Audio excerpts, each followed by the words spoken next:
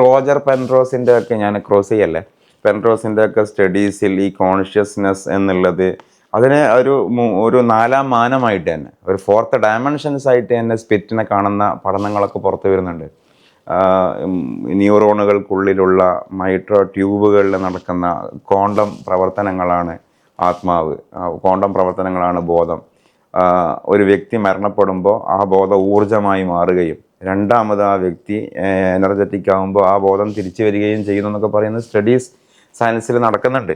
സ്റ്റഡിയൊന്നുമില്ല, ഉള്ളത് അങ്ങേരുടെ നിലപാട് മാത്രം. ആ നിലപാട് ആയിരിക്കാം, പക്ഷെ അത്രേ ഉള്ളു, അല്ല സ്റ്റഡിയൊന്നുമില്ല. അതുകൊണ്ട് പെൻറോസ് അല്ല, റോജർ പെൻറോസ് അതേപോലെ ഞാൻ ഇതിന്റെ ടോണ് നമുക്ക് മാറ്റണ്ട. അല്ല, അത് തന്നെ ഞാൻ ഈ പറഞ്ഞേ. പെൻറോസ് പറയുന്നത് അദ്ദേഹത്തിന്റെ നിലപാട് മാത്രമാണ്. നിലപാട് അല്ല, ഒരു സയന്റിസ്റ്റിന്റെ നിലപാട് പറയുക, അദ്ദേഹത്തിന്റെ ഒരു സ്റ്റഡിയൊക്കെ ബേസ് ചെയ്തിട്ടായിരിക്കുമല്ലോ. സയന്റിസ്റ്റിന്റെ നിലപാട് അയാളുടെ വീട്ടിലുള്ള കാര്യത്തിലും ആകാം. അയാൾ ഇന്ത്യക്കാരല്ല. ഓർക്കസ്ട്രേറ്റഡ് ഒബ്ജക്റ്റീവ് റിഡക്ഷൻ, എനിക്ക് തിയോഫോർട്ട് എന്ന് പറയുന്ന എനിക്ക് വിഷയം ഞാനത് പഠിച്ചിട്ടുള്ളത് കൊണ്ടാണ് പറഞ്ഞത്. അത് പെൻറോസിന്റെ നിലപാട് മാത്രമാണെന്നാണ് ഞാൻ പറഞ്ഞത്. വേറൊരാൾ മേ ബി ഒരു സയന്റിസ്റ്റ് പൊതുവെ സയന്റിസ്റ്റിന്റെ നിലപാട് രൂപപ്പെടുത്തുക ഒരു സയന്റിഫിക് ബാക്ക്ഗ്രൗണ്ടിൽ നിന്നായിരിക്കും. അതിനകത്ത് എനിക്ക് വിയോജിപ്പില്ല. നിങ്ങൾ പെൻറോസ് പറഞ്ഞതാണെന്നുള്ളതിനകത്ത് എനിക്ക് സംശയമൊന്നുമില്ല. അത് പക്ഷേ ഒരു സയന്റിഫിക് ആയിട്ടുള്ള സ്റ്റഡിയല്ല, അദ്ദേഹത്തിൻ്റെ ഇൻ്റർപ്രിറ്റേഷനാണ് ലോകത്തിനെ എങ്ങനെ മനസ്സിലാക്കണമെന്ന് പറയുന്ന പോയിൻ്റാണ്. കുറേ സയൻറ്റിസ്റ്റ് ഇപ്പോൾ ഈ ND ലിറ്ററേച്ചർ ഉണ്ടല്ലോ, നിയർ ഡെത്ത് എക്സ്പീരിയൻസുമായിട്ട് ബന്ധപ്പെട്ട തനാട്ടോളജിക്കൽ പുസ്തകങ്ങൾ. ഇപ്പോൾ ഈ റേമണ്ട് ആർ മോഡിയുടെ ഒരു പുസ്തകമുണ്ട്, ലൈഫ് ആഫ്റ്റർ ലൈഫ്. ആ പുസ്തകത്തിൻ്റെ അത്ഭുതം, അതിൻ്റെ ചട്ടപ്പുറത്ത് തന്നെ എഴുതി വെച്ചിട്ടുള്ളത് 22 മില്യൺ കോപ്പീസ് സോൾഡ് എന്നാണ്.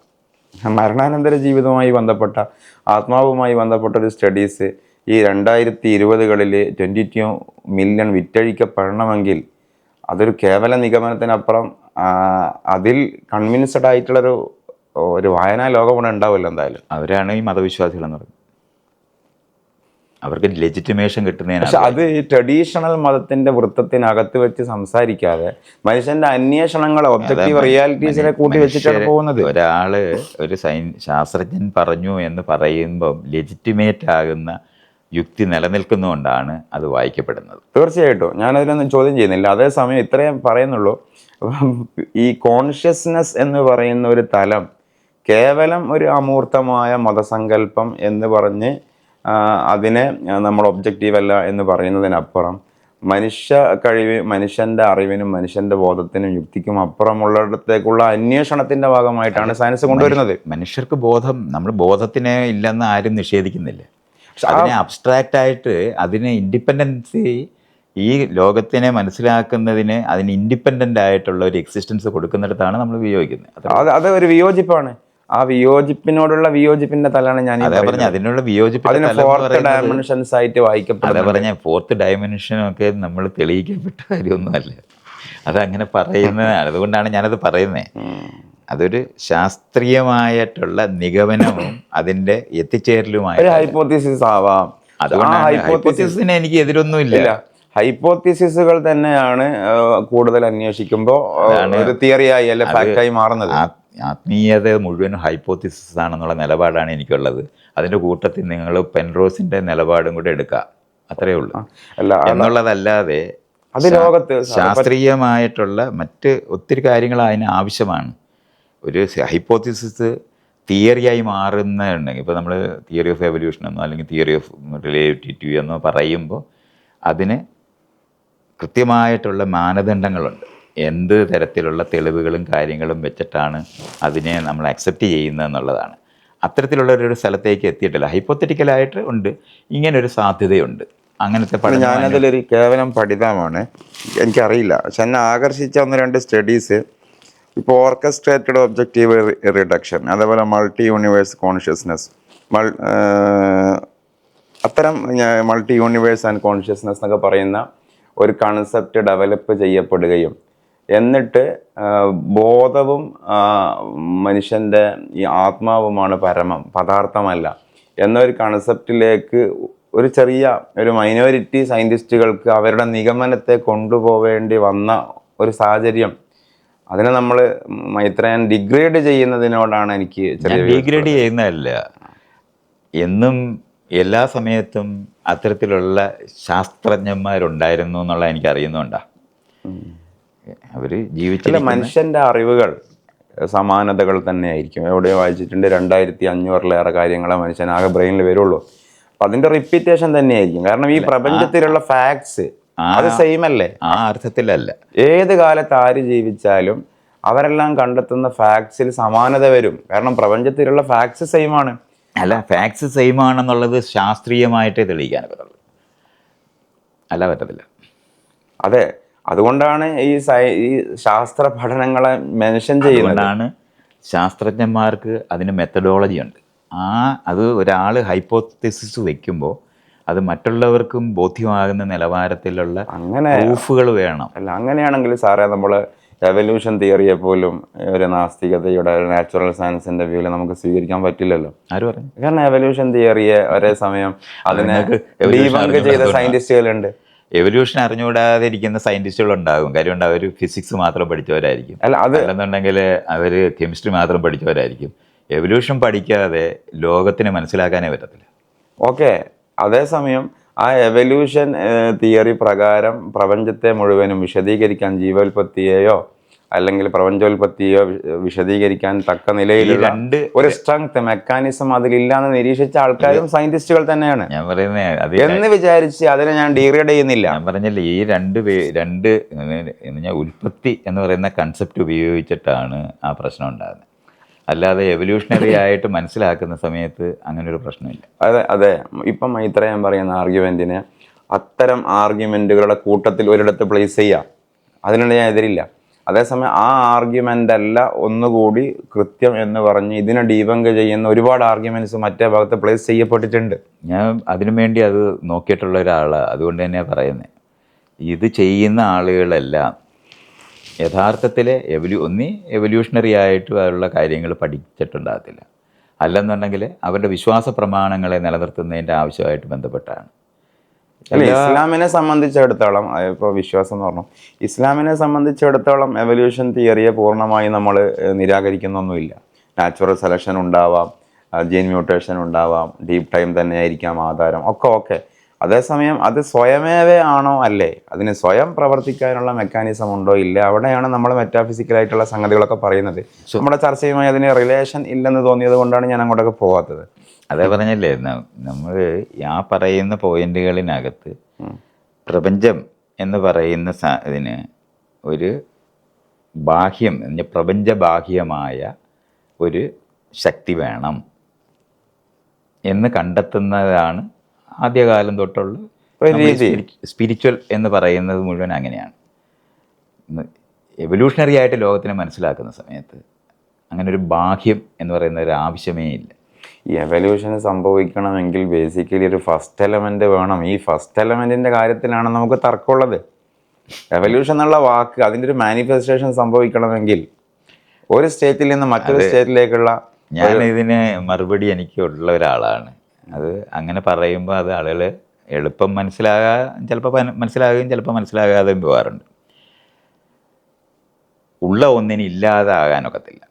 അതുപോലെ ഇല്ലാതിരുന്നിട്ടുണ്ടായതാണ് പ്രപഞ്ചം എന്ന് വിചാരിച്ച മനുഷ്യരുടെ പ്രശ്നം മാത്രമാണ്. പ്രപഞ്ചം ഉള്ളതാണ്, പ്രപഞ്ചം ഉണ്ടായതാണ്, അതാ അവിടെയാണ് നമ്മൾ രണ്ടുപേരും തമ്മിൽ പിരിയുന്ന എന്തോ. അതെ, തീർച്ചയായിട്ടും കാലങ്ങളായിട്ടുള്ള വിഷയമാണല്ലോ. നേരത്തെ എന്നുള്ള വാക്കും ഒഴിവാക്കി, നേരത്തെ പോലും ഇല്ല. കാരണം ടൈം എന്നുള്ളതും നിർമ്മിക്കപ്പെട്ടതാണ്, സൃഷ്ടിക്കപ്പെട്ടതാണ്. അപ്പോൾ ഉള്ളതെന്തോ ഒന്നുണ്ടാവൽ ലോജിക്കലി വേണം. അല്ല, ഉള്ളത് ഉണ്ടാകേണ്ട കാര്യമില്ല, ഉണ്ടാവേണ്ട കാര്യമില്ല. ആ ഉള്ളതെന്ത് എന്നുള്ള അടുത്താണ് വിഷയം.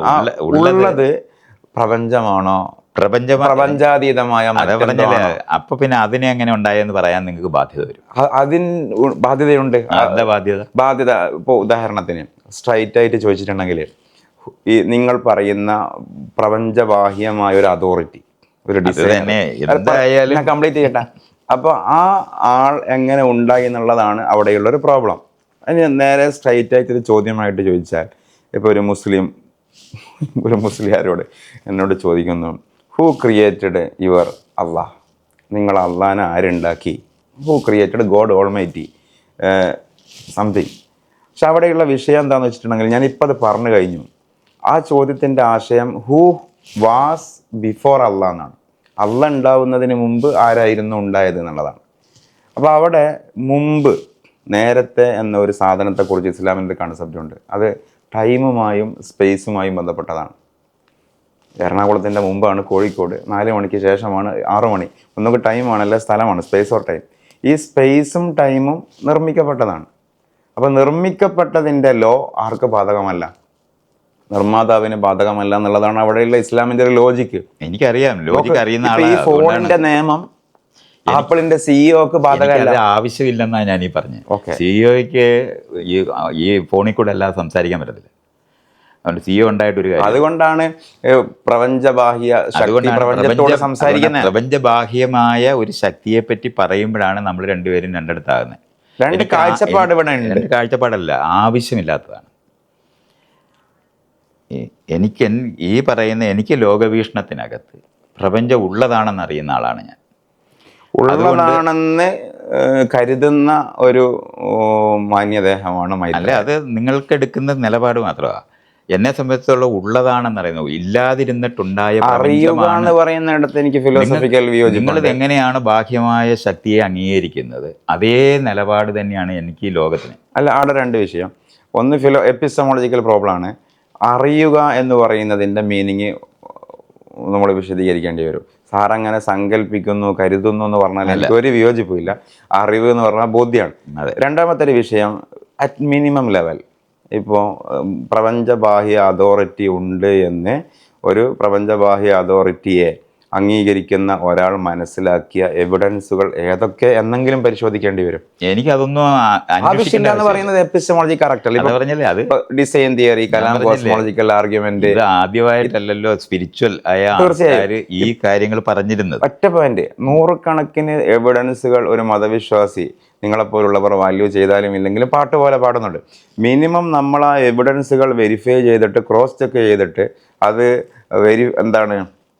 ഇൻവാലിഡ് ആണ് എന്ന് തീർപ്പ് കൽപ്പിച്ചാൽ മാത്രമേ നമ്മൾ എപ്പിസ്റ്റമോളജിക്കലി കറക്റ്റ് ആവുന്നുള്ളൂ. അതുകൊണ്ടാണ് നമുക്ക് ന്യൂറോളജി അറിയുന്നവരാണ്, ആൾക്കാർക്ക് അനുഭവങ്ങൾ ഉണ്ടെന്ന് പറയുന്ന കാരണം കൊണ്ടൊന്നും ഒരു വ്യത്യാസവും വരത്തില്ല. ഇപ്പോൾ എക്സാമ്പിൾ, ഇത് നമ്മളിരിക്കുന്നത് 3ാം നിലയിലാണെങ്കിൽ ഇതിൻ്റെ ഈ ടെറസിൻ്റെ മുകളിൽ ഒരു മനുഷ്യനുണ്ടോ ഇല്ലേ എന്നറിയാൻ മിനിമം അവിടെ കയറി നോക്കേണ്ടി വരും എന്ന് പറഞ്ഞതുപോലെ, അല്ലെങ്കിൽ അതിനുള്ള വേറെ മെക്കാനിസം നോക്കേണ്ടി വരും എന്ന് പറഞ്ഞതുപോലെ, ദൈവം ഇല്ലെന്ന് പറയാൻ ദൈവം ഉണ്ടെന്ന് പറയുന്നവർ ഉപയോഗിക്കുന്ന തെളിവുകൾ നൂറുകണക്കിനുണ്ട്. അത് നോക്കേണ്ടി വരും. ആ ഒരു തെളിവും ഇവിടെ ന്യൂറോളജി അറിയുന്നവർക്ക് എങ്ങനെ ഉണ്ടാകുന്നതെന്ന് അറിയുന്നവരാ. അതുകൊണ്ടാണ് അതൊരു അനുഭവം, എനിക്ക് അനുഭവമുണ്ട് എന്നൊരാൾ പറഞ്ഞാൽ ഞാൻ ചികിത്സിക്കാനേ വിടുകയുള്ളൂ, അല്ലാതെ ഇല്ല.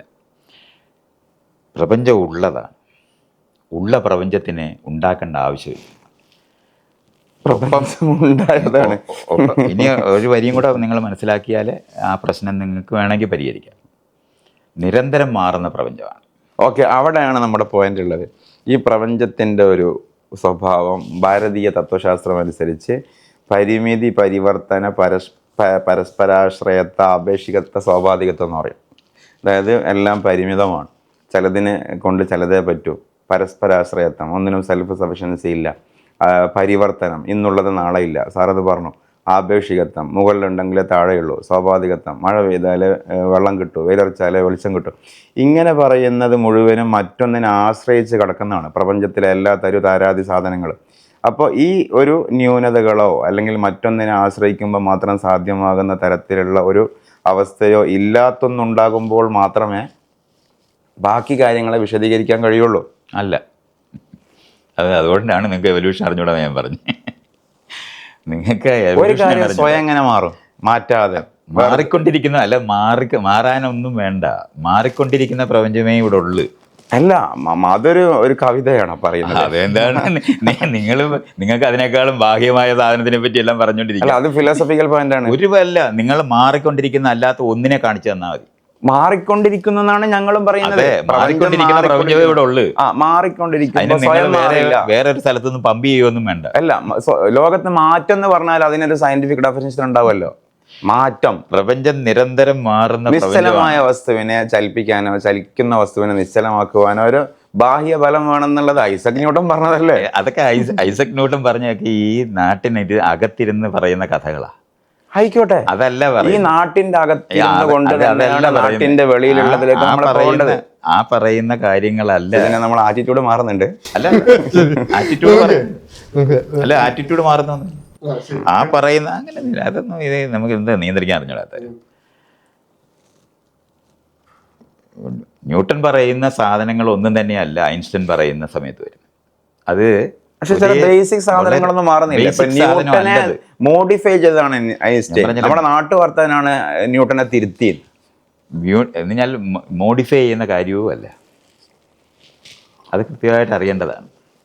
പാർട്ടിക്കിൾ ഫിസിക്സ് എന്ന് പറയുന്നതും ഫിസിക്സ് എന്ന് പറയുന്നതും തമ്മിലുള്ള വ്യത്യാസം എന്താണെന്ന് അറിയാത്തതുകൊണ്ടാണ് അതങ്ങനെ പറയുന്നത്. അപ്പോൾ ആറ്റത്തിൻ്റെ ലെവലിലുള്ള കാര്യങ്ങൾ പറയുന്നതും ആറ്റത്തിൻ്റെ അകത്ത് ആറ്റമായി മാറുന്നതിനെ പാർട്ടിക്കിൾ എന്ന് പറയുന്നതും തമ്മിലുള്ള വ്യത്യാസം വളരെ വലിയ വ്യത്യാസങ്ങളാണ്. അത് ഒരുപോലെയാണെന്ന് മനസ്സിലാക്കരുത്. അതിനെയാണ് വ്യത്യസ്തമായ തലങ്ങളിൽ അറിയേണ്ടതുണ്ട്. നമ്മൾ എങ്ങനെയാണ് പാർട്ടിക്കിൾ ഫിസിക്സ് എന്ന് പറയും, ഫിസിക്സ് എന്ന് പറയും, കെമിസ്ട്രി എന്ന് പറയും, ബയോളജി എന്ന് പറയുന്നതും വ്യത്യസ്തമായ തലങ്ങളിൽ പറയുന്നതാണ്. അത് ഒന്നൊന്നിനെ ഒരുപോലെ പ്രവർത്തിക്കത്തില്ല. ഒരിടത്ത് സാധിക്കുന്ന കാര്യങ്ങൾ മറ്റൊരെണ്ണത്തിൽ സാധിക്കത്തില്ല.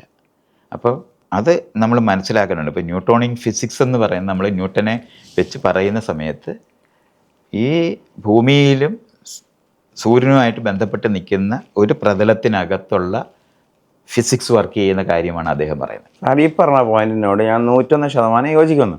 ഒരു വിഷയത്തെ നമ്മൾ അളക്കാൻ ഉപയോഗിക്കുന്ന, പഠിക്കാൻ ഉപയോഗിക്കുന്ന സാധനം മറ്റൊരു വിഷയത്തെ നമ്മൾ ഒരിക്കലും റിലേ ചെയ്യാൻ പാടില്ല.